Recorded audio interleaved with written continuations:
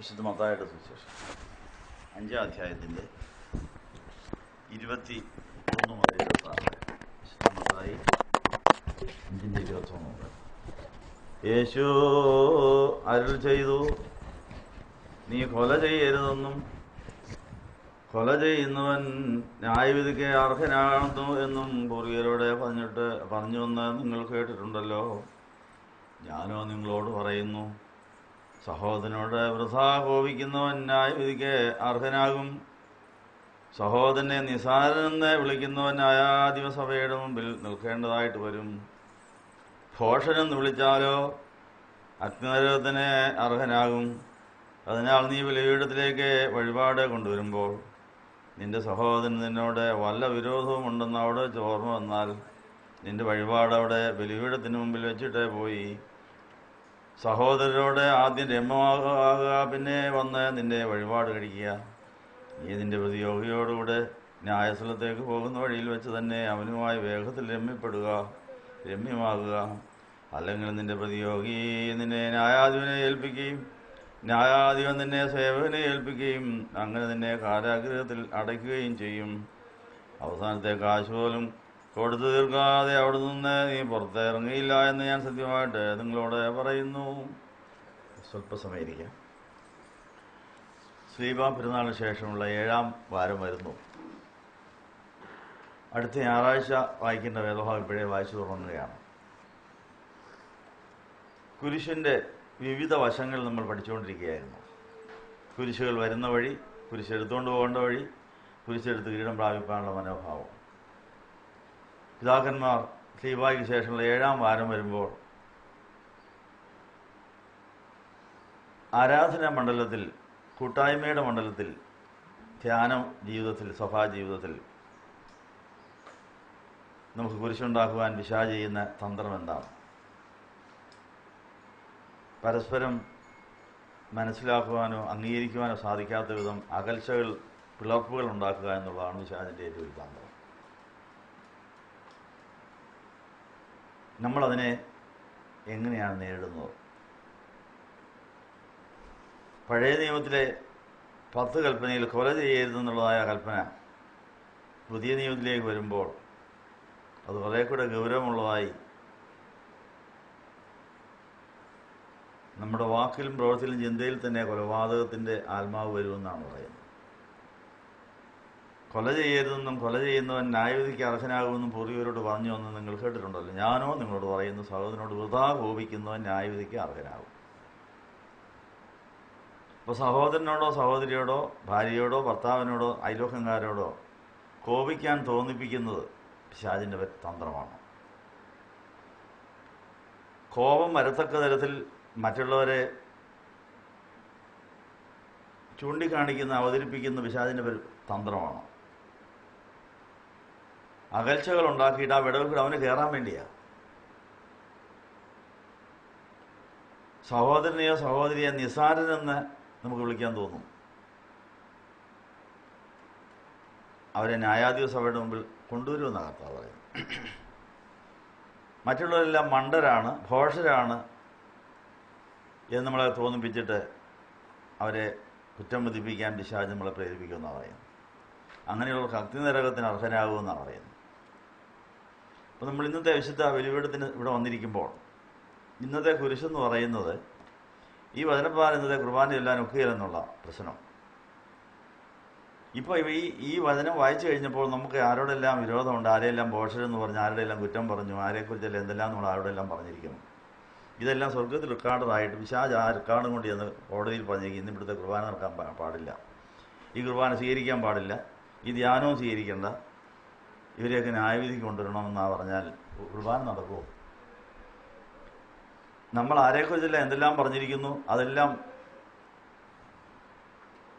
ഈ ലോകത്തിൻ്റെ പ്രഭുവായ പിശാച് നമ്മളെ ദൈവത്തിൽ നിന്ന് അന്യരാക്കാൻ വേണ്ടി പറഞ്ഞു തന്ന ഭോഷത്വങ്ങളാകാം. മിടുക്കന്മാർ കള്ളം പറഞ്ഞാൽ നേരാണെന്നേ തോന്നുള്ളൂ. പരമാർത്ഥികൾ നേര് പറഞ്ഞാൽ കള്ളമാണെന്ന് തോന്നാൻ സാധ്യതയുണ്ട്.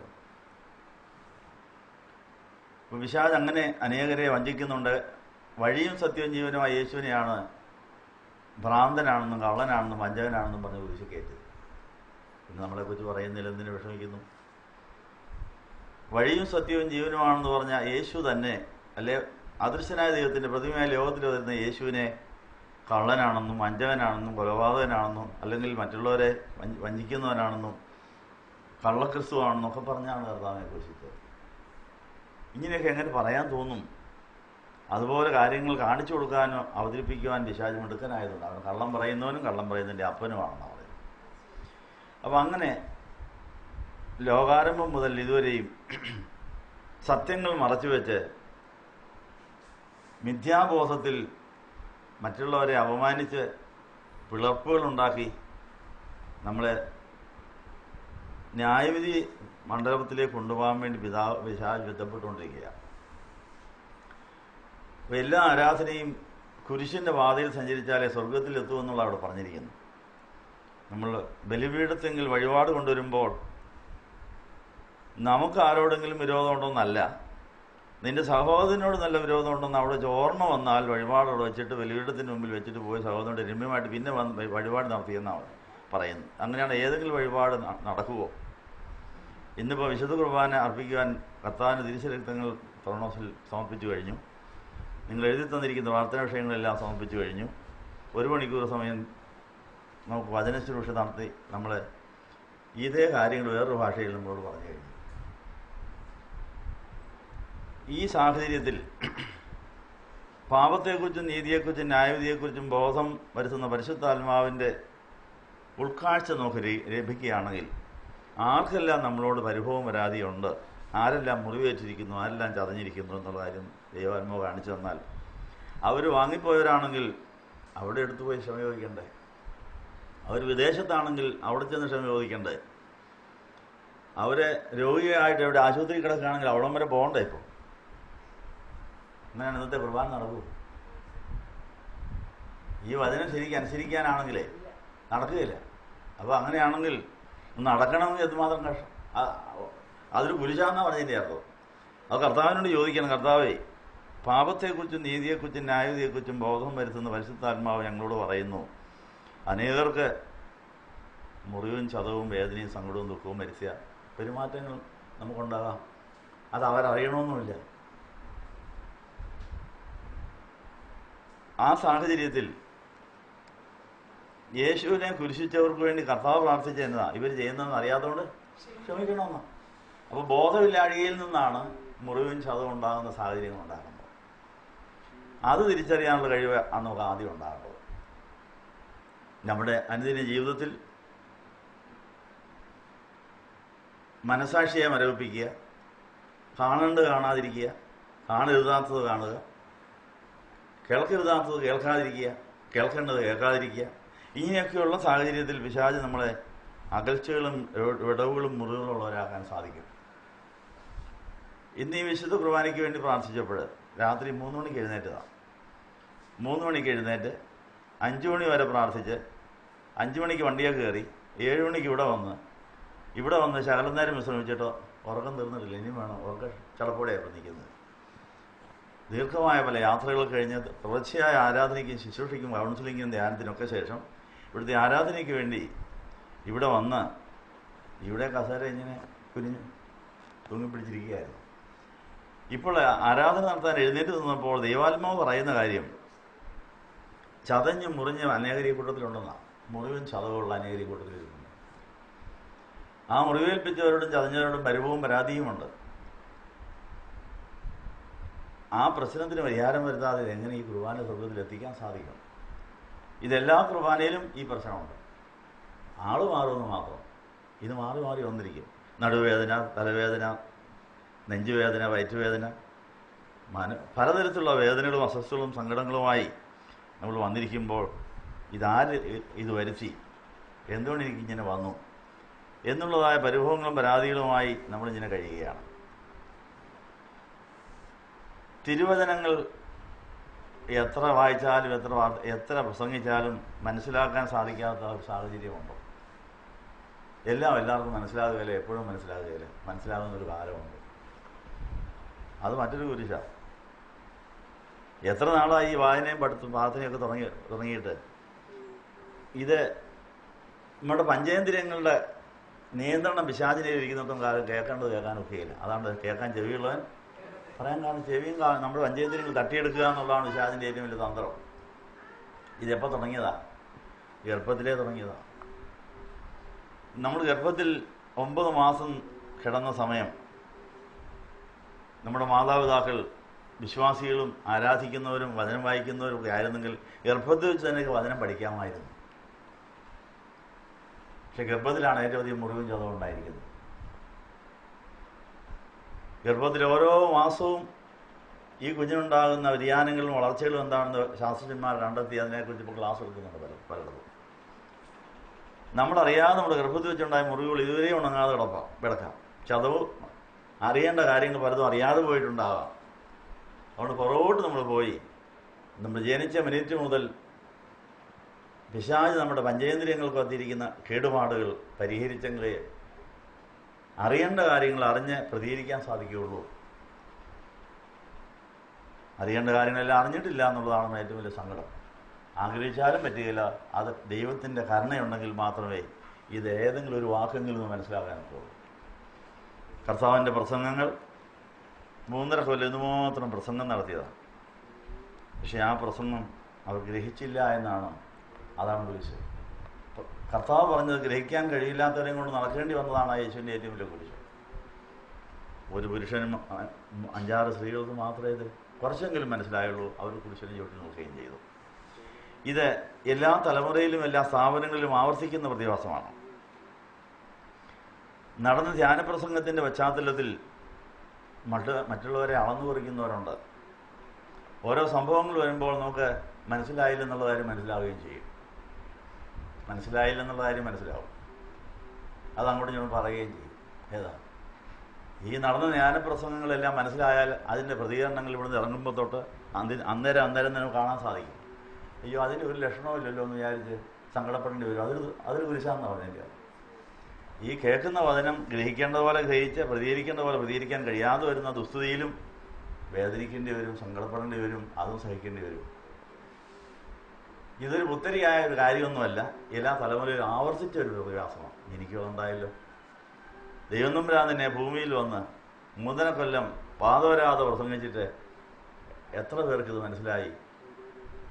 നമുക്കും ഇത് മനസ്സിലാകുന്നില്ലെങ്കിലും പറഞ്ഞു തീർക്കേണ്ട ചുമതലയുള്ളതുകൊണ്ട് ന്യായവിധിക്കും കൂടിയാണ് ഇതെല്ലാം പറഞ്ഞു തീർക്കുന്നത്. മനസ്സിലായാലും കൊള്ളാം, മനസ്സിലായില്ലെങ്കിലും കൊള്ളാം. അറിഞ്ഞില്ല കേട്ടില്ല എന്ന് ന്യായവിധിക്ക് പറയേണ്ടി വരികയില്ല. നിന്നെ ഇന്ന നാളെ ഇന്നടത്ത് വെച്ച് ഇന്നതിൽ കൂടെയൊക്കെ ഞാൻ സംസാരിച്ചിട്ടുണ്ട് എന്ന് പറഞ്ഞ് മറുപടിയും നമുക്ക് കിട്ടും. അപ്പോൾ ഈ കുരിശ് നമുക്ക് വന്നതിന് നമുക്ക് നന്ദി പറയാം. അപ്പോൾ ധ്യാനം കഴിഞ്ഞുള്ള നമ്മുടെ യാത്രകൾ, നമ്മുടെ ഇടപെടലുകൾ, നമ്മുടെ പ്രതികരണങ്ങൾ, ഇവയിൽ നമ്മൾ എന്തുമാത്രം കാര്യം മനസ്സിലാക്കിയെന്നും മനസ്സിലാക്കിയില്ലെന്നുള്ളതിന് തെളിവും കൂടിയാണ്. അപ്പോൾ അത് നമ്മൾ മരിക്കുന്ന മിനിറ്റ് വരെ ഇത് ആവർത്തിച്ചുകൊണ്ടിരിക്കും. മരിക്കുന്ന മിനിറ്റിലെങ്കിലും എന്തെങ്കിലും മനസ്സിലാക്കി കിട്ടാൻ നമുക്ക് പ്രാർത്ഥിക്കാം. വലത്തുവശത്തെ കള്ളന് ലാസ്റ്റ് മിനിറ്റിലാണ് ഇവൻ രാജാവാണ്, ഇവൻ കുറ്റക്കാരനല്ല, ഇവൻ കുറ്റം വഹിക്കാൻ വന്നയാളാണെന്നൊക്കെ മനസ്സിലായി രക്ഷപ്പെട്ടങ്ങ് പോയി. പക്ഷെ ഇങ്ങേപ്പുറം കിടന്ന് ഇടതുവശത്തെ ആളിന് ഇതൊന്നും മനസ്സിലായില്ല. അപ്പോഴും പരിഹാസം തുടരുകയാണ്. അപ്പോൾ ഇടതുവശവും വലത്തുവശവും ഇങ്ങനെ മാറി മാറി സംവാദങ്ങൾ നടത്തിക്കൊണ്ടുള്ള ജീവിതയാത്ര തുടരുകയാണ്. ഇപ്പോൾ ഈ കുർബാന സ്വർഗത്തിലെത്തണമെങ്കിൽ നമുക്കുണ്ടായ മുറിവുകളുടെ പുറയിൽ കർത്താവിനും കൂടെ കൈയുണ്ട് എന്ന് വിശ്വസിക്കാൻ മനുഷ്യരോടുള്ള പ്രതികാരമാണ് പിൻവലിക്കാൻ സാധിക്കും. അതെവിടെയാണ്? ഇയ്യോബിൻ്റെ പുസ്തകം 5-ാം അധ്യായത്തിൽ പറഞ്ഞിരിക്കുന്നത് 17-27 ഭാഗത്തിൽ ദൈവം ശാസിക്കുന്ന മനുഷ്യൻ ഭാഗ്യവാൻ, അവൻ മുറിവേൽപ്പിക്കുകയും ചതയ്ക്കുകയും പൊറുപ്പിക്കുകയും ചെയ്യുന്ന. അപ്പം മുറിവേൽപ്പിക്കുവാനും ചതയ്ക്കുവാനും പൊറുപ്പിക്കുവാനും കർത്താവിന് കഴിവുണ്ട്. അപ്പോൾ കർത്താവും കൂടെ അറിഞ്ഞിട്ടാണ് ആരെങ്കിലും നമ്മളെ മുറിവേൽപ്പിച്ചത്. അത് ചിലരും കരുവായെന്ന് മാത്രമേ ഉള്ളൂ. മുറിവേൽപ്പിക്കുന്ന കത്തിക്ക് ജീവനുണ്ടെങ്കിൽ, മനസാക്ഷി ഉണ്ടെങ്കിൽ അത് സമ്മതിക്കുമോ? മുറിവേൽപ്പിക്കും. അയ്യോ എന്തിനാ എന്നെ കൊണ്ട് ഇങ്ങനെ ഒരാൾ മുറിവേൽപ്പിക്കുന്നത്? പക്ഷെ അതിന് ജീവനില്ല. കത്തിക്ക് ജീവനില്ലാത്തതുകൊണ്ട് അതിനൊരു ബോധവുമില്ല. ആരെടുത്ത് കുത്തിയാലും അത് കിഴിയും, മുറിയും, തകരും. അപ്പോൾ നമ്മൾ മനസാക്ഷി മരവിച്ചു പോയാൽ, നമ്മളുടെ അറിയാൻ സാധിക്കാതെ മരവിപ്പുണ്ടായി കഴിഞ്ഞാൽ പിന്നെ ആർക്ക് വേണമെങ്കിലും ആ ആളിനെ ഉപയോഗിച്ച് വേറെ ആളെ വേദനിപ്പിക്കാനും മുറിക്കാനും ചതയ്ക്കാനും സാധിക്കും. അതുകൊണ്ട് നമ്മുടെ ബോധവിചാര ഹൃദയമണ്ഡലങ്ങളുടെ ആ ദൈവഹിതം അറിയാനുള്ള ആ കഴിവ് നിലനിർത്താനുള്ള നിരന്തരമായ പോരാട്ടം, ബോധം നിലനിർത്താനുള്ള പോരാട്ടം തുടർന്നിട്ട് അറിയേണ്ടത് അറിയാനും ചെയ്യേണ്ടത് ചെയ്യാനും കൊടുക്കേണ്ടത് കൊടുക്കാനും സാധിക്കുന്ന അവസ്ഥയിൽ കർത്താവ് തന്നെ നമ്മൾ ജീവിച്ചെങ്കിലേ കാര്യം നടക്കുള്ളൂ. ഇനി ജീവിക്കുന്ന ഞാനല്ല ക്രിസ്തു അത്ര എന്നിൽ ജീവിക്കുന്നെന്ന് പറഞ്ഞ പൗലോസിയായിക്ക് യേശുവിനെ തൻ്റെ ഉള്ളിൽ വളർത്തിക്കൊണ്ട് എനിക്കുണ്ടായ സകല സംഭവങ്ങളും സുവിശേഷത്തിന് വേണ്ടി പ്രയോജനപ്പെടുത്താൻ സാധിച്ചു. അതുകൊണ്ട് ബോധമില്ലാത്തവരുണ്ടെങ്കിൽ കുരിശുവാക്സിൽ നടക്കുകയുള്ളൂ. അതിൽ നാളോളം കുരിശ് ഒക്കണമെങ്കിൽ ബോധമില്ലാത്തവർ ഉണ്ടായിക്കൊണ്ടേയിരിക്കണം. ആർക്കെങ്കിലും ബോധം ഉണ്ടായിപ്പോയാൽ ബോധമില്ലാത്ത വേറെ ഉള്ള ആ സ്ഥാനത്ത് വരേണ്ടി വരും. എങ്കിലേ ഫാക്ടറി ഓടുകയുള്ളൂ. അതുകൊണ്ട് രാത്രിയും പകലും ഷിഫ്റ്റ് വെച്ച് കർത്താവ് കുരിശ് ഫാക്ടറി ഓടിക്കാൻ വേണ്ടി പലരെ നമുക്ക് കൊണ്ടുതരും. ഏതാ 2-3 ഷിഫ്റ്റിലാണ് ഓരോ ഫാക്ടറിയിലോടുന്ന 5-8 മണിക്കൂർ. അപ്പോൾ 8 മണിക്കൂർ ജോലി ചെയ്തിട്ട് അവർക്ക് ഉറക്കം വരുമ്പോൾ അവർ വീട്ടിൽ പോകുന്നു, അടുത്ത ഷിഫ്റ്റുകാർ കയറുന്നു. ഇങ്ങനെ നിരന്തരമായി ലോകത്തിൽ കുരിശ് ഫാക്ടറി ഓടിക്കൊണ്ടിരിക്കുന്നതുകൊണ്ടാണ് അനേകരുടെ പ്രാണന യേശുവിൽ എത്തിച്ചേരുന്നത്. യേശുവിൻ്റെ കുരിശ് എടുത്തുകൊണ്ട് യേശുവിൻ്റെ ഹൃദയത്തിൽ യേശുവിൻ്റെ ഉള്ളറയിൽ എത്തിച്ചേരുന്നതിന് ബോധമില്ലാത്ത ഈ ലോകത്തിലുണ്ടായിരിക്കണം. ഇടർച്ച വരേണ്ടത് ആവശ്യമാണ്, പക്ഷേ വരുത്തുന്നവർക്ക് അയ്യോ കഷ്ടം. ആ ഗതികേട് എനിക്ക് വരല്ലേ എന്ന് പ്രാർത്ഥിക്കാം. അതുകൊണ്ട് ഉത്തമന്മാർ പ്രസിദ്ധരാകേണ്ടതിന് കലാപം ഉണ്ടാകേണ്ടത് ആവശ്യമാണ്. അതുകൊണ്ട് ധ്യാനം വന്നിരുന്ന് വണ്ടി ഓടിച്ച് പോകുമ്പോൾ ഒരു വണ്ടി ഇങ്ങോട്ട് വരുന്നു, സൈഡ് കൊടുക്കാനല്ലാത്തത് ആരാ അവരോട്ട് പോകേണ്ടതെന്നുള്ള ചോദ്യം വരും. ഇവിടുന്ന് ഇടുക്ക് വഴിയല്ലേ, ജീസസ് അവിടെ വന്ന് ഇടുക്കോ ഞെരുക്കമുള്ള വഴിയാണ്, വളവും തിരിവും ഞെരുക്കമൊക്കെ ഉള്ളപ്പോൾ ഒരു വണ്ടി ഇങ്ങോട്ട് വരുന്നു, ഒരു വണ്ടി അങ്ങോട്ട് വരുന്നു. ആരാ പുറകോട്ട് പോകേണ്ടത്? ആരെങ്കിലും പുറകോട്ട് നമ്മൾ അറിയാലേ പോക്കുണ്ടാവുള്ളൂ. അപ്പോൾ അവിടെ എന്തുമാത്രം ധ്യാനപ്രസംഗം അകത്ത് ഏറ്റവും എന്നുള്ളതിന് ഒരു ടെസ്റ്റാണ്. അപ്പോൾ ഉത്തമന്മാർ പ്രസിദ്ധരാകേണ്ടതിന് 2 പേർക്കും മാറാൻ മനസ്സിലെങ്കിൽ 2 പേരും ഉത്തമരായില്ലെന്ന് മനസ്സിലായില്ലേ? അത്രയും കാര്യം ബോധ്യമായില്ലേ? അപ്പോൾ വേറെ ആൾ വന്ന് വഴി തിരിച്ചു വിട്ടെങ്കിൽ 6 വർഷം കൊണ്ട് ബോധം ഉണ്ടായിരുന്നെന്ന് മനസ്സിലായില്ലേ?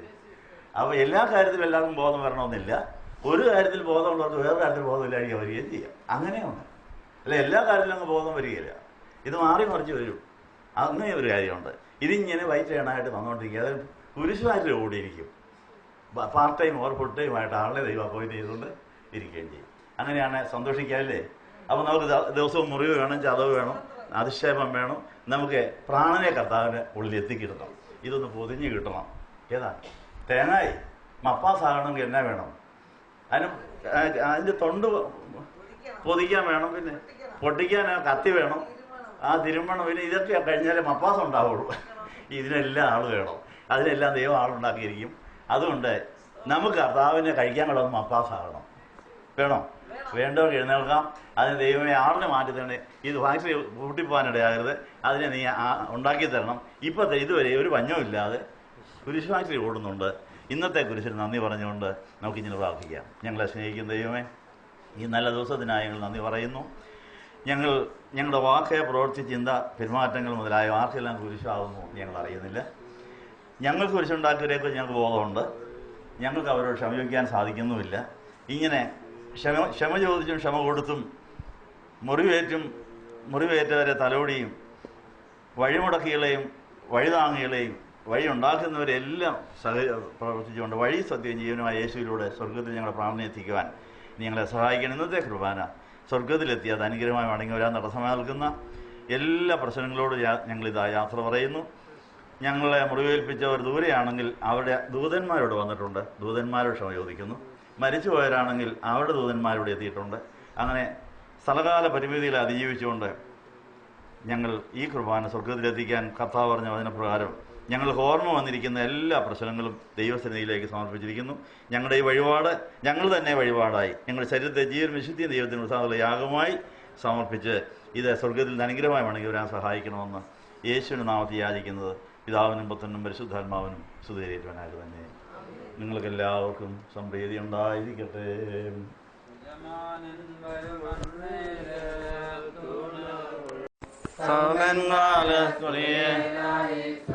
പിതാവിനും പുത്രനും പരിശുദ്ധ റൂഹായിക്ക് സ്തുതി. ആദ്യം നമ്മുടെ ഖണ്ഡനേക്കുണ്ടായിക്കട്ടെ. ശ്രീവാ പെരുന്നാളിന് ശേഷമുള്ള 7ാം ഞായറാഴ്ചത്തെ ആരാധനയ്ക്കായി നമ്മൾ ഒരുങ്ങുന്നു. അതിൻ്റെ ധ്യാനം ഇന്ന് തുടങ്ങിയിരിക്കുകയാണ്. കുരിശുകൾ വരുന്ന വഴികൾ തിരിച്ചറിഞ്ഞ് കുരിശെടുത്ത് കിരീടം പ്രാപിച്ച് അങ്ങനെ കർത്താവിൻ്റെ മുൾക്കിരീടത്തെ കർത്താവ് തങ്കക്കിരീടമാക്കിയതുപോലെ കർത്താവിൻ്റെ കൂടെ സിംഹാസനത്തിൽ ഇരിക്കേണ്ടവരായ മണവാട്ടി സഭ സഹിച്ച് കൂടെ വാണ് മുൾക്കിരീടത്തെ തങ്കക്കിരീടമാക്കി മാറ്റണം. റമ്പാന്മാർ തലയിലിട്ടിരിക്കുന്ന ഈ മത്സരം ഒരു പൂവൊന്നുമല്ല, ഇത് കർത്താവിൻ്റെ നീട്ടിയ നാസീർ വ്രതത്തിൻ്റെ ആ മുടിയുടെ മുകളിൽ വെച്ച മുൾക്കിരീടത്തെ ഓർക്കാൻ വേണ്ടിയാണ്. അതുകൊണ്ട് റമ്പാന്മാർ തലയിലിട്ടിരിക്കുന്ന ഈ വസ്ത്രം അവർക്ക് ഒരു ദിവസം 15 കുരിശുകൾ വേണം എന്നുള്ള കാര്യം ഓർക്കാനും ഓർപ്പിക്കാനും പ്രാർത്ഥിക്കാനുമാണ്. തലയിൽ 13 എണ്ണം, കഴുത്തേലൊന്ന്, തോളയിലൊന്ന്, 15 എണ്ണം വേണം. റമ്പാൻ വിധം എടുത്തപ്പോൾ കൈ രണ്ടും ഇരുവശങ്ങളിലേക്ക് നീട്ടിയിട്ട് എനിക്ക് നാളുതോറും കുരിശ് വേണം, കുരിശുണ്ടാക്കുന്നവരെയും വേണം, കുരിശ് വഹിച്ചുകൊണ്ട് ഞാൻ കിരീടം പ്രാപിച്ചോളാമെന്ന് പരസ്യമായി ആരാധനയുടെ മധ്യത്തിൽ സത്യപ്രതിജ്ഞ എടുക്കുക. ഒരു വ്രതമാണ് ഈ സന്യാസവ്രതം. അപ്പോൾ അങ്ങനെയുള്ളവർക്ക് 15 കുരിശ് ഒപ്പിക്കാൻ പറ്റിയ തരത്തിൽ കുരിശ് മാറ്റി ഓടാൻ പറ്റിയവരെ അവിടെ കൂട്ടുകാരായിട്ട് തരുള്ളൂ. മനസ്സിലായോ? ഞാനൊരു സന്യനാണ്, സന്തോഷവാനാണ്. അപ്പോൾ 43 കൊല്ലം അവിടെ താമസിച്ചതിനിടയിൽ 15 കുരിശ് ശരിക്ക് ഒപ്പിച്ചു തരാൻ പറ്റിയ ആളുകൾ എനിക്കുണ്ടായിരുന്നു. നന്ദി പറയും. അപ്പോൾ അതുകൊണ്ട് ആ ഉൾക്കാഴ്ച കർത്താവ് തന്നതുകൊണ്ട് എനിക്ക് അവിടെ ഒരു വിരോധവുമില്ല. അപ്പോൾ ഈ ആശ്രമത്തിലെ, അല്ലെങ്കിൽ ഞാനായിരുന്ന ആശ്രമത്തിലെ കുരിശിൻ്റെ എണ്ണം കുറഞ്ഞു കഴിയുമ്പോഴത്തേക്ക് എൻ്റെ വീട്ടിൽ നിന്ന് കുരിശ് കിട്ടുമായിരുന്നു. അപ്പോൾ 60 കിലോമീറ്റർ വണ്ടി ഓടിച്ച് ഈ കുരിശ് വീട്ടിൽ പോയി കുരിശ് എടുത്തുകൊണ്ട് വന്നായിരുന്നു. അങ്ങനെ കുരിശുണ്ടാക്കി തരുന്ന ഒരു സഹോദരൻ, ഒരു അളിയനും എനിക്കുണ്ടായി. അവർക്ക് എൻ്റെ സ്നേഹിതരായിരുന്നെങ്കിലും എൻ്റെ അഭിതകാംക്ഷകളായിരുന്നു. അവർക്ക് കുരിശുണ്ടാക്കുന്നവരായി അവസാനം. അപ്പോൾ ആ കുരിശ് എടുത്തുകൊണ്ട് വരാൻ പോകേണ്ടി വന്നില്ല. ഞാൻ പറഞ്ഞതിൻ്റെ അർത്ഥം, വീട്ടിലെ കുരിശ് കുറഞ്ഞാൽ അയൽവക്കത്ത് നിന്നോ അല്ലെങ്കിൽ മറ്റേ ദൂരെ നിന്നൊക്കെ കുരിശ് അത് തിരിച്ചറിയണം, അത് പോയി എടുത്തുകൊണ്ട് വരണം. അപ്പോൾ വീട്ടിൽ നിന്ന് തന്നെ കിട്ടുന്ന അതിൻ്റെ സൗകര്യം. അല്ലെ പിന്നെ ദൂരെയൊക്കെ പോയി ഒത്തിരി വണ്ടിക്കൂലിയൊക്കെ ആവും. അപ്പോൾ അങ്ങനെ നമുക്ക് ഓരോ ദിവസത്തെയും ശുശ്രൂഷയിൽ ഈ കുരിശിൻ്റെ എണ്ണം വർദ്ധിച്ചുകൊണ്ടേയിരിക്കും.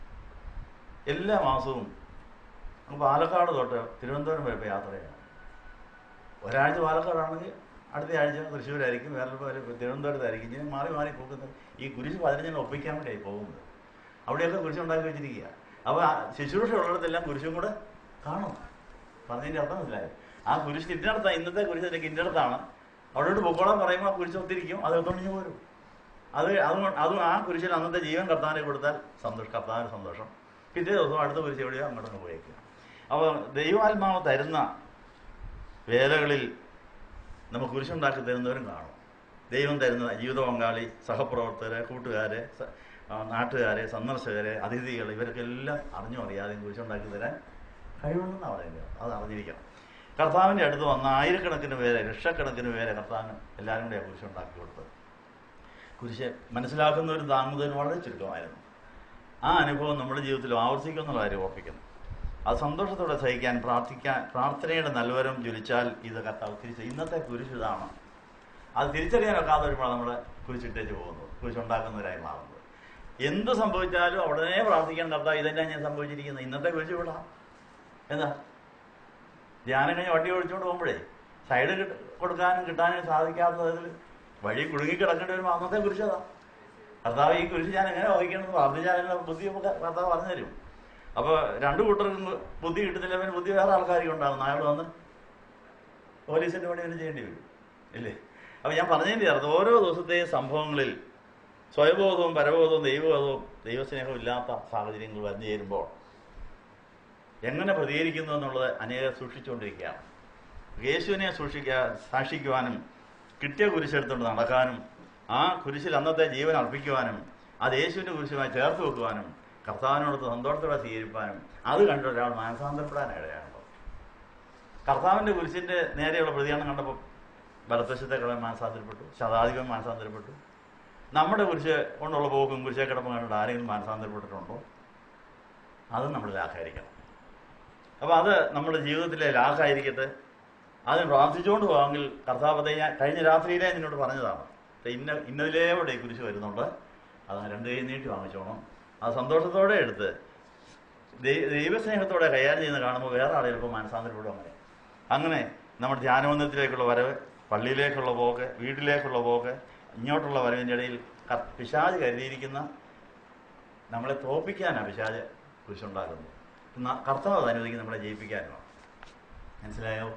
എങ്ങനെയാലും നമ്മളെ തകർത്ത് നിരാശപ്പെടുത്തി പരാജയപ്പെടുത്തി പിന്തിരിപ്പിച്ച് അവൻ്റെ പക്ഷത്താക്കി അവൻ്റെ കൂടെ നരകത്തിൽ കൊണ്ടുപോകാനൊക്കെ എന്നുള്ളതാണ് പിശാചിൻ്റെ പരിപാടി.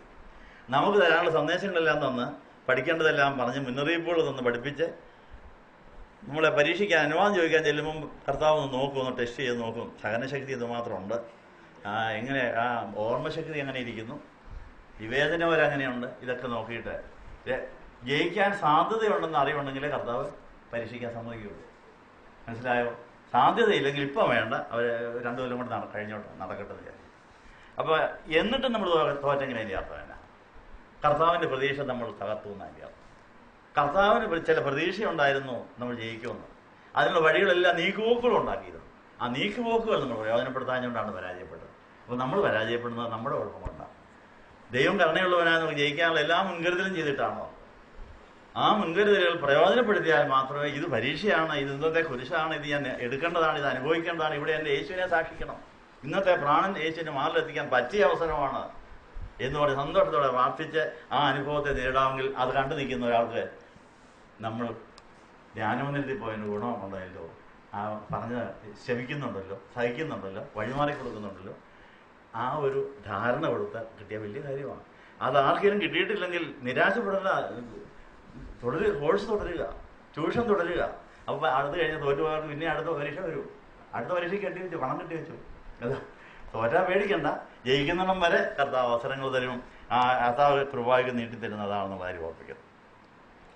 അപ്പോൾ നമുക്ക് കിട്ടുന്ന ആ അവസരങ്ങൾ മറ്റുള്ളവരുടെ കുറവുകൾ കണ്ടെത്തുമ്പോൾ ആ കുറവ് കർത്താവിനെയാണ് അറിയിക്കേണ്ടത്.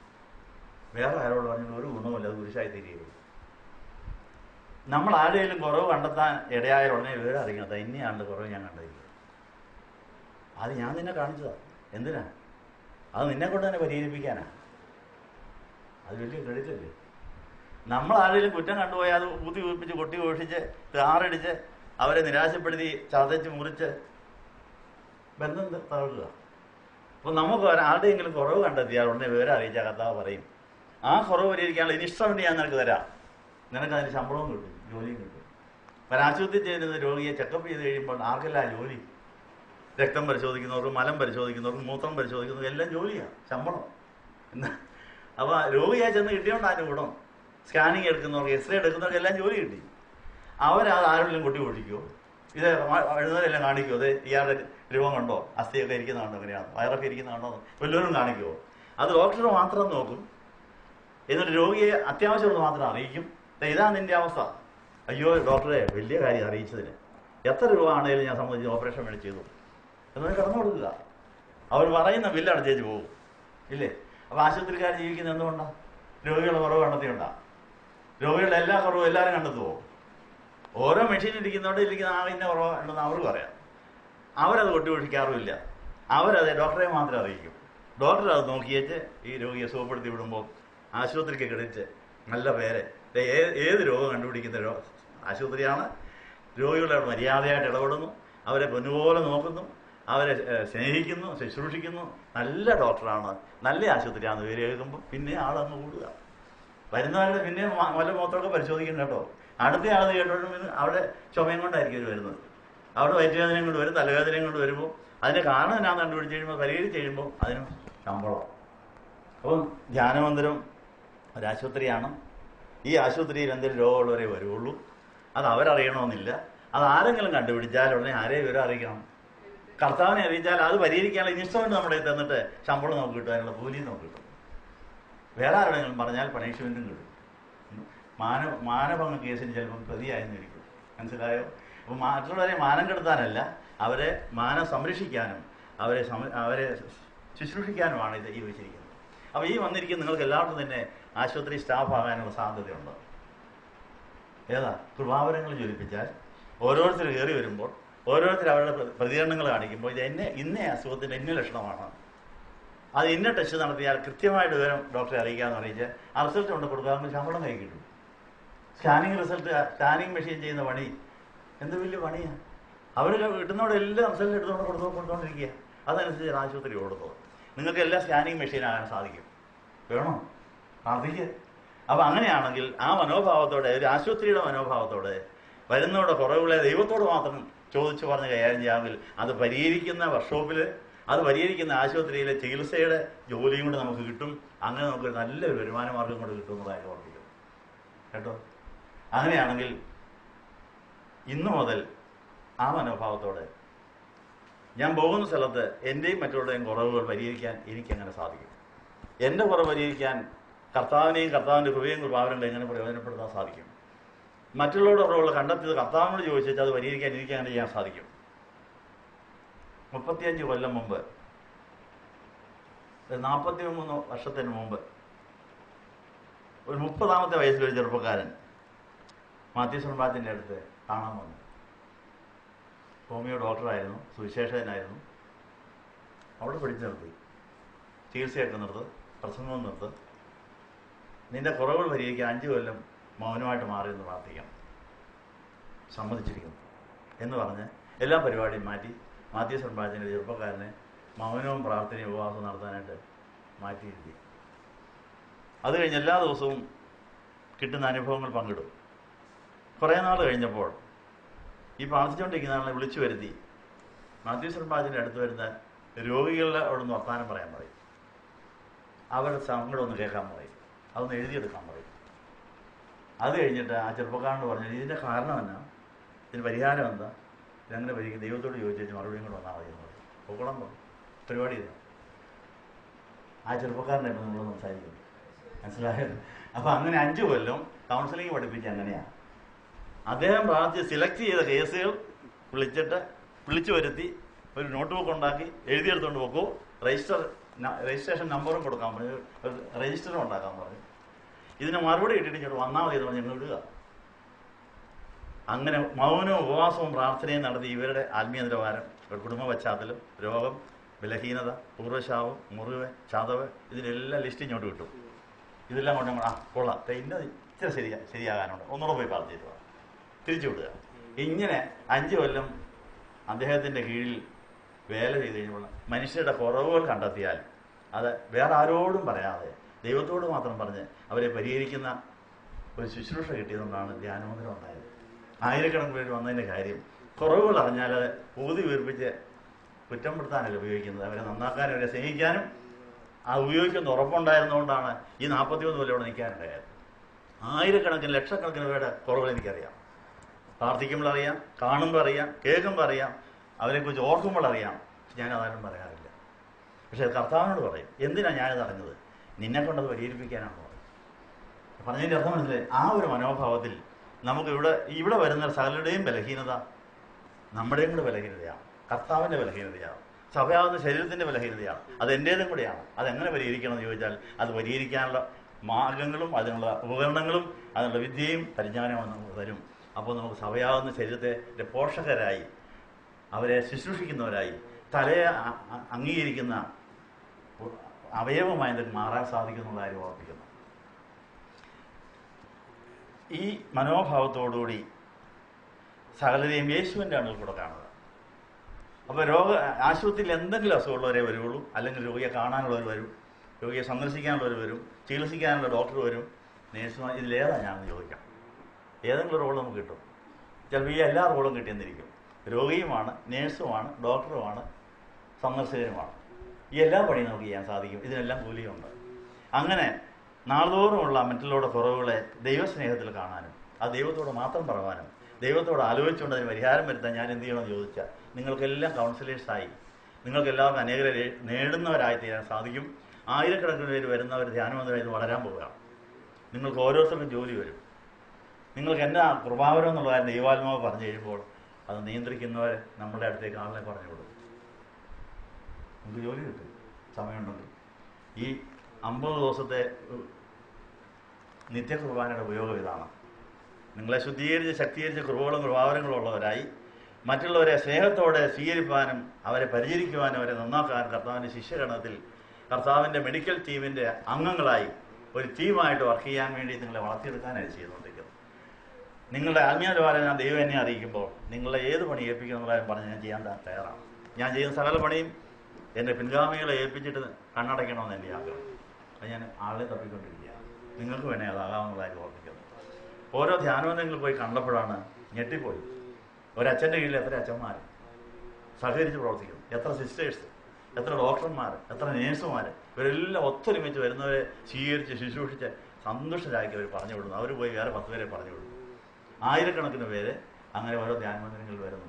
ഒരു പരിചയമില്ലാത്ത ഒരു കൗൺസിലറുടെ അടുത്ത് പോയി പ്രാർത്ഥിച്ച് കഴിയുമ്പോൾ അവർ അന്യഭാഷയിൽ പ്രാർത്ഥിക്കാൻ തുടങ്ങുന്നു. അത് ഇവരുടെ രഹസ്യങ്ങളായി പറയുന്നത്. അയ്യോ, നിങ്ങൾക്ക് ഇങ്ങനെ പ്രശ്നമുണ്ടല്ലോ, നിങ്ങൾക്ക് ഇങ്ങനെ സങ്കടമുണ്ടല്ലോ, അത് ഇന്ന വർഷം ഇന്നടത്തിൽ നിന്നുണ്ടായതാണെന്ന് പറഞ്ഞാൽ അവർ ഞെട്ടിപ്പോവുകയാണ്. ദൈവം വാസ്തവമായിട്ട് ഇവിടെയുണ്ട്. ദൈവം ഞങ്ങൾ കുറവറിയുന്നു. അത് ഞങ്ങളെ പരിഹസിക്കാനല്ല ഉപയോഗിക്കുന്നത്, ഞങ്ങളെ രക്ഷിക്കുവാനും ഞങ്ങളെ ആശ്വസിപ്പിക്കാനും ഉപയോഗിക്കുന്നു പറഞ്ഞാൽ അവരെ പഞ്ചവച്ച് അവിടെ വിശ്വാസം പുതുക്കി അവർ പോയി വേറെ ആൾ പറഞ്ഞു കൊടുക്കുക. അങ്ങനെ ആയിരക്കണക്കിന് പേര് വന്നു പോകുന്ന പല ധ്യാനമന്ത്രി ഞാൻ സന്ദർശിച്ചുകൊണ്ടിരിക്കുക, പഠിക്കാൻ വേണ്ടി പകുതി എടുത്തിരിക്കുന്നതിന് വേണ്ടിയാണ്. ഈ ലോകത്തിൽ നടക്കുന്ന ആത്മീയ പ്രസ്ഥാനങ്ങളെല്ലാം പഠിക്കുക, അതിൽ പാഠങ്ങൾ പഠിക്കുക. ഞാൻ ഉടനെ തന്നെ ഈ മകനോടത്ത് അങ്ങനെയുള്ള ധ്യാന സന്ദേശങ്ങൾ പഠിക്കുവാനും ധ്യാന മന്ദിരങ്ങൾ സന്ദർശിക്കാൻ പല സ്ഥലങ്ങളിൽ പോകേണ്ടി വരും. അങ്ങനെ പോയിട്ട് വരുന്നതാണ് നിങ്ങൾക്ക് തരുന്നത്. നിങ്ങൾക്ക് ഇതാകാമെന്നാണ് പറഞ്ഞതിൻ്റെ അർത്ഥം. അപ്പോൾ അതുകൊണ്ട് നമ്മുടെ അടുത്ത് വരുന്നവർ യേശുവിനെ പോലെ ആകണം, അവർ യേശുവിനെ പോലെ ആക്കണം. ഞാൻ യേശുവിനെ പോലെ ആകും എന്ന് നമ്മൾ തീരുമാനിക്കണം. എത്ര മനോഹരമായിരിക്കും നമ്മുടെ ഇടപെടലുകൾ. അതുകൊണ്ട് ഇവിടെ വരുമ്പോൾ ആരെങ്കിലും കക്കൂസിൽ പോയിട്ട് വെള്ളമൊഴിക്കാതെ ഇറങ്ങിപ്പോയെന്നിരിക്കട്ടെ, അടുത്തയാൾ ചീത്ത വിളിക്കുമോ? ആദ്യം കയറിയ ആൾ എന്നാ സംസ്കാരം ഇല്ലാത്ത ആളാണെന്ന് പറഞ്ഞാൽ അതോ അയ്യോ എനിക്കിങ്ങനൊരു ഭാഗ്യം കിട്ടിയല്ലോ, അതൊന്ന് വെള്ളം ഒഴിച്ചൊന്ന് ക്ലീനാക്കി ഇനിയും വരുന്നവർക്ക് ഭംഗിയായിട്ട് കക്കൂസിപ്പാൻ ഒത്തുള്ളൂ, അങ്ങനെ ചിന്തിക്കുമോ? ഏതായിരിക്കും നിങ്ങളുടെ ചിന്താഗതി? അതൊരു ബലഹീനതയാണ്. അവിടെ ആ സംസ്കാരത്തിൻ്റെ ഒരു ഭാഗമാണ്, ഒരു ബലഹീനതയാണ്. അതുകൊണ്ട് അവരോട് വന്നത്. അതേ ബലഹീനത അവിടെ വേറെ ജീവിതത്തിൻ്റെ പല കാര്യങ്ങളിലും ഉള്ളതുകൊണ്ട് അവർക്ക് വീട്ടിൽ സ്ഥാനമില്ലാതെ തള്ളപ്പെട്ടിരിക്കുന്നതുകൊണ്ടാണ് അലഞ്ഞു തിരിഞ്ഞ് ഇവിടെ വന്നെന്ന് വിചാരിച്ചു. ആ ബലഹീനത നമ്മൾ കണ്ടെത്തിയാൽ അയ്യോ ഇങ്ങനെ ബലഹീനതയുള്ള ഒരാളുണ്ടല്ലോ, അത് കണ്ടെത്താനും അതിന് പരിഹരിക്കാനും എനിക്കൊരു ഇച്ചിരി വെള്ളം ഒഴിക്കാനുള്ള ഭാഗ്യം കിട്ടിയല്ലോ എന്ന് പറഞ്ഞ് ഞാൻ തോട്ടിപ്പണി ചെയ്തിട്ടുണ്ട്. ഈ 5 കൊല്ലത്തിനിടയിൽ മാത്യൂസൻ ബാത്തിൻ്റെ കക്കൂസ് കഴുകിയിട്ടുണ്ട്, ജനങ്ങൾ വരുന്ന ഉപയോഗിക്കുന്ന കക്കൂസ് കഴുകിയിട്ടുണ്ട്, എല്ലാ പണിയും ചെയ്തിട്ടുണ്ട്. വളരെ സന്തോഷത്തോടെയാണ്, ഒരു കുറുകുറുപ്പോടെയല്ല. ഇതൊരു ഭാഗ്യമാണല്ലോ ദൈവം. ഇത് കർത്താവിൻ്റെ സഭയുടെ അംഗങ്ങളുടെ ബലഹീനത എൻ്റെ ബലഹീനതയാണ്. ഒരമ്മ ഒരു കുഞ്ഞിൻ്റെ മലവും മൂത്രം എടുക്കുന്നത് അറപ്പോടെയാണോ? സ്നേഹത്തോടെയാണ്. എൻ്റെ പാല് കുടിച്ച കുഞ്ഞിൻ്റെ മലം മൂത്രം എൻ്റേതും കൂടെയാണ്. ഒരറപ്പുമില്ല. അത് ആ സ്നേഹം നമുക്കുണ്ടാകാം. സഭയാകുന്ന ശരീരത്തിൻ്റെ അവയവങ്ങളെന്ന നിലയിൽ മറ്റുള്ളവരുടെ കുറവ് എൻ്റെ കുറവാണ്, കർത്താവിൻ്റെ കുറവാണ്. അത് പരിഹരിക്കേണ്ട എൻ്റെ ചുമതലയാണ്. അത് ആരെയും അറിയിക്കാനോ പറയാനോ അല്ല. ആ ദൈവനെ അങ്ങനെ എനിക്കൊരു ജോലി കിട്ടിയല്ലോ എന്ന് വിചാരിച്ച് സന്തോഷിക്കണം. അത് കർത്താവ് എന്ന ജോലിയാണ്, എൻ്റെ ശമ്പളവും കിട്ടിയിരിക്കും. ഈ കാര്യം നിങ്ങൾ ഓർപ്പിക്കുക. അപ്പോൾ ഇത്രയും നേരം പറഞ്ഞതിന് ചുരുക്കം, പരിശുദ്ധ കന്യകമറിയാമിൻ്റെ നാമത്തിലുള്ള ഉപപ്രാർത്ഥനയ്ക്കിടയിലേക്ക് പോയി സംസാരിക്കണം.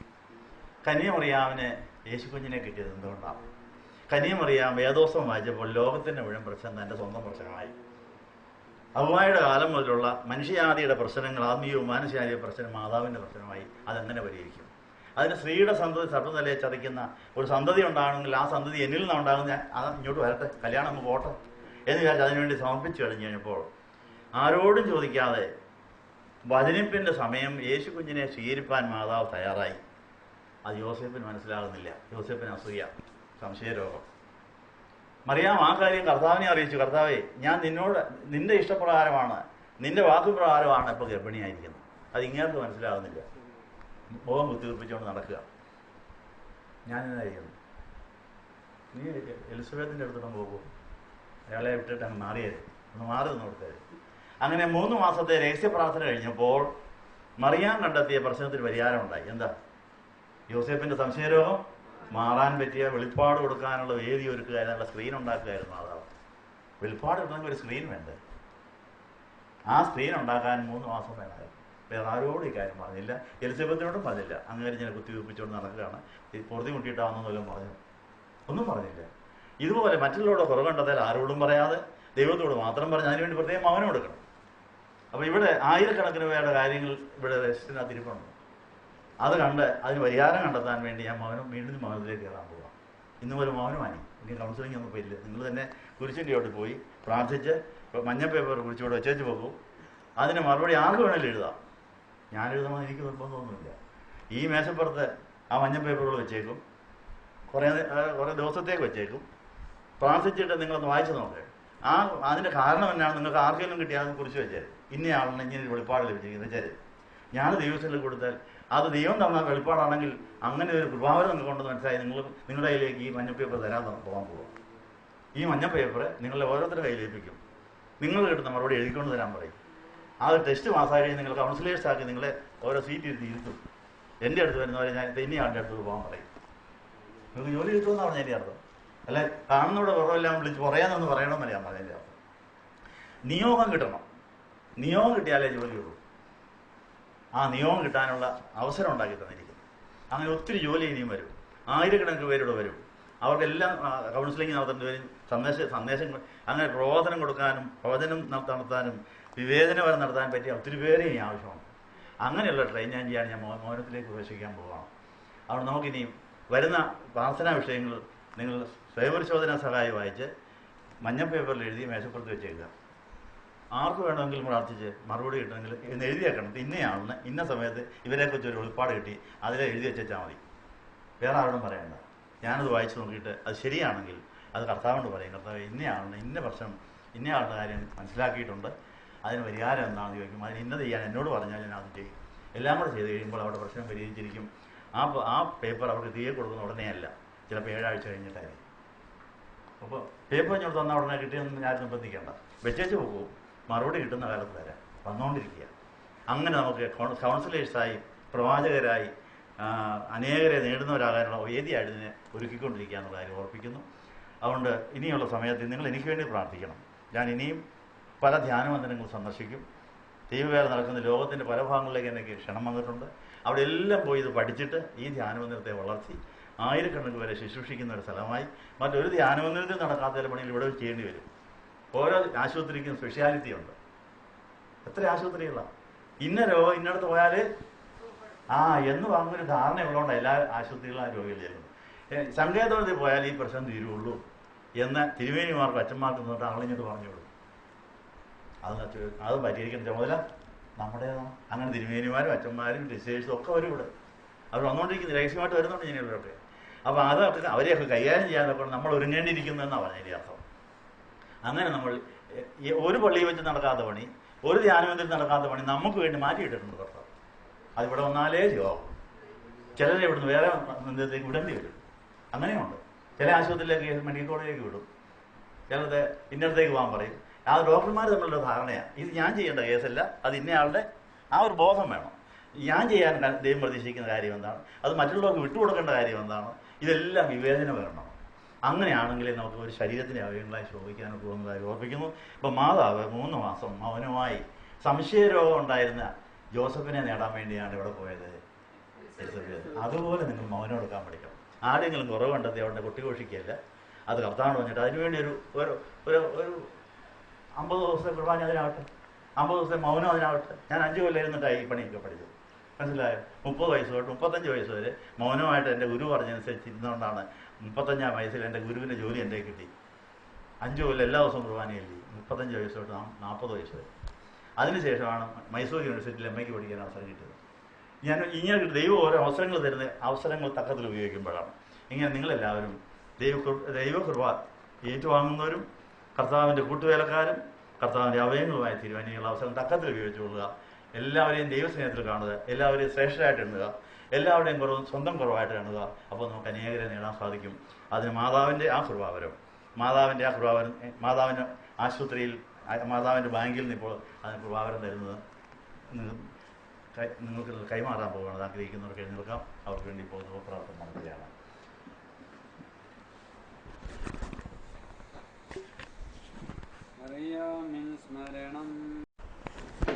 അന്മലമേ വാഴ്ത്താൻ ഉപകാരങ്ങളൊന്നും മറക്കരുതെന്നുള്ളത് പറഞ്ഞു അതിന് പ്രാരംഭ ഇന്നത്തെ ആരാധനയിലൂടെയും ഉപവാസത്തിലൂടെയും ധ്യാനത്തിലൂടെയും കുർബാനയിലെല്ലാം കിട്ടിയിരിക്കുന്ന ഉൾക്കാഴ്ചകൾ മനുഷ്യർക്ക് കൊള്ളാവുന്നൊരു ദൈവത്തെ പ്രസാദിപ്പിക്കുന്നതിനായി തിരുവാൻ, കർത്താവിൻ്റെ ഉപകരണമായി മാറുവാൻ നമ്മളെ കർത്താവിൻ്റെ മുമ്പാകെ സമർപ്പിക്കുകയാണ്.